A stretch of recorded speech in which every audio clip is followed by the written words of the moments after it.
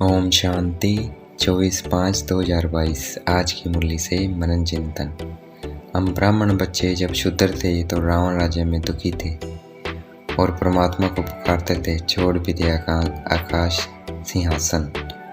फिर बाबा यहाँ आकर रिस्पॉन्ड करते हैं। शिव बाबा का नियम है कि जब हम रावण अर्थात 5 विकारों से दुखी होते हैं तब वह आते हैं। आगे बाबा ने कहा, भ्रष्टाचारी दुखी बनते हैं तब गुरु करते हैं सदगति के लिए, परंतु वह गुरु किसी को सदगति दे नहीं सकता। पहले परमात्मा हमें जन्म देते हैं अर्थात एडॉप्ट करते हैं, फिर गुरु बनकर सदगति देते हैं। अभी न कोई मनुष्य सदगति करता है, ना ही वो सबका पिता है।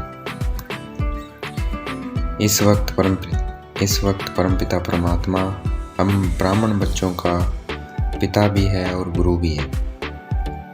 जब हम कहते हैं परमात्मा हमको पढ़ाते हैं तो कहेंगे ऐसा तो कोई शास्त्र में नहीं लिखा है कि निराकार परमात्मा शरीर में आते हैं और आकर पढ़ाते हैं। तो उनको बताना है निराकार परमात्मा आते हैं तब तो शिव जयंती मनाई जाती है और ये भी कहा जाता है ब्रह्मा द्वारा स्थापना।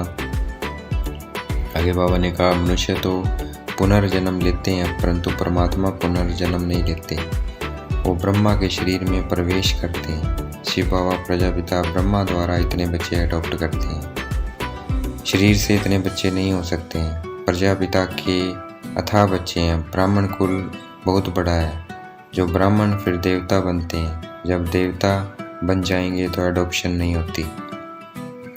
भक्ति मार्ग में मनुष्य धक्के खाते रहते हैं, परमात्मा नहीं मिलते। कभी कहते हैं परमात्मा ऊपर है, कभी कहते हैं परमात्मा तीर्थों पर है, कभी कहते हैं परमात्मा दान पुण्य से मिलते हैं। अनेक मतें हैं, इसलिए भक्ति मार्ग को ब्रह्मा की रात कहा गया है।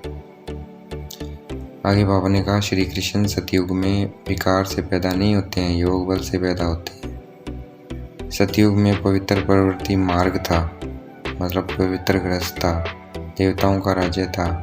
फिर देवता पुनर्जन्म लेते लेते पतित बनते। एक शरीर में 2 आत्माएं हो सकती हैं, ये मनुष्य नहीं मानेंगे। एक शरीर में 2 आत्माएं हो सकती हैं, मनुष्य नहीं मानेंगे। तो उनको बताना है, जब आप ब्राह्मण खिलाते हो तब पति अथवा बाप की आत्मा को बुलाते हैं, वह आकर बोलती है। उनसे पूछते हैं तो 2 आत्माएं हुई ना, तो ब्राह्मण में 2 आत्माएं हुई। ऐसे ही परमात्मा भी ब्रह्मा के शरीर में आकर बोलते हैं। परमपिता परमात्मा करण करावनहार है, अभोक्ता है, असोचता है। उनको अकर्ता कहना गलत है, क्योंकि वह पतितों को पावन बनाने का कर्म करते हैं। आगे बाबा ने कहा, साक्षात्कार से कोई फायदा नहीं होता है, सिर्फ दिल खुश होता है कि मुझे भगवान के दर्शन हुए, परंतु इससे कोई सदगति नहीं होती है। इसलिए हमें पुरुषार्थ करना है।